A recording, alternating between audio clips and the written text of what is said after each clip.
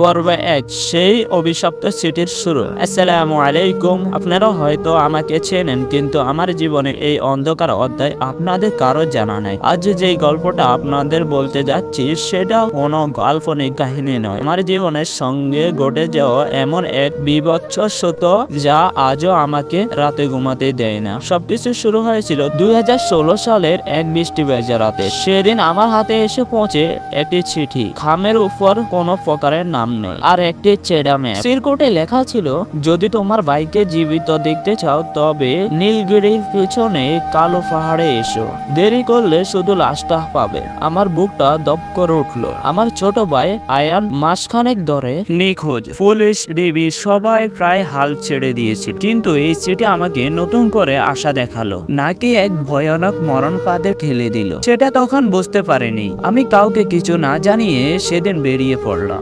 তারপরে সিএনজি বদলিয়ে যখন নীলগিরির সেই গভীর পাহাড়ের পথদেশে পৌঁছলাম, তখন ঘড়িতে ঠিক রাত 12টা। চারিদিকে নিঝুম পোকার একটা ঢাক, কুয়াশা এমন ঘন, চাঁদ নেমে এসেছিল যে হাতের টর্চ লাইটের আলো খুব বেশি দূর পর্যন্ত পৌঁছাচ্ছিল না। পাহাড়ের সরু আঁকাবাঁকা পথে ধরে উপরে উঠতে উঠতে আমার মনে হচ্ছিল কেউ একজন ঠিক আমার পিছনে হাঁটছে। আমি যতবার পিছনে তাকাচ্ছিলাম ততবার শুধু অন্ধকার আর ঘন জঙ্গল ছাড়া কিছু দেখিনি। কিন্তু হঠাৎ নাকে এসে লাগলো এক তীব্র পচা গন্ধ।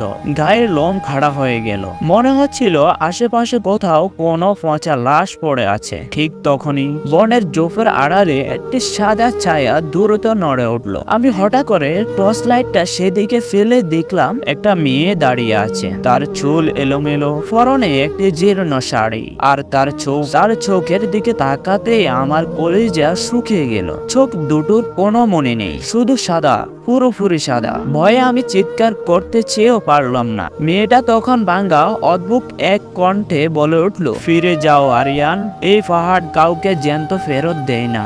যারা একবার ওই গুহায় ঢুকেছে তারা আর মানুষ নেই, তারা এখন ছায়া। আমি কিছু বলার আগে মেয়েটা বনের অন্ধকারে মিলিয়ে গেল, কিন্তু রেখে গেল এক ভয়ানক প্রশ্ন, সে আমার নাম জানলো কিভাবে? আর সে কোন গুহার কথা বলেছিল? ম্যাপ অনুযায়ী আমি সামনে এগোতে আমি দেখতে পেলাম একটি পুরনো মন্দির। পুরো মন্দিরটা শ্যাওলায় ঢাকা। মন্দিরের দরজায় লাল রং দিয়ে বড় বড় করে লেখা, মৃত্যুর রাজ্যে স্বাগতম। ঠিক সেই মুহূর্তে আমার ফোনে রিং বেজে উঠল। এই গভীর পাহাড়ে কোনো নেটওয়ার্ক থাকার কথা নয়, তবু কল এসেছে। কাফা হাতে ফোনটা তুলে স্ক্রিনের দিকে তাকালাম। কল এসেছে আমার নিখোঁজ ভাই আয়ানের নম্বর থেকে। হাত কাঁপতে কাঁপতে কলটা রিসিভ করলাম। ওপাশ থেকে কোনো মানুষের কণ্ঠ নয়, ভেসে এসেছিল এক বিকট খিলখিল হাসির শব্দ আর হাত চিবানোর মতো এক অদ্ভুত বিকৃত আওয়াজ। গল্পটির এই আংশিক যদি ভালো লেগে থাকে তাহলে লাইক, কমেন্ট, শেয়ার করার পরের পার্টের জন্য।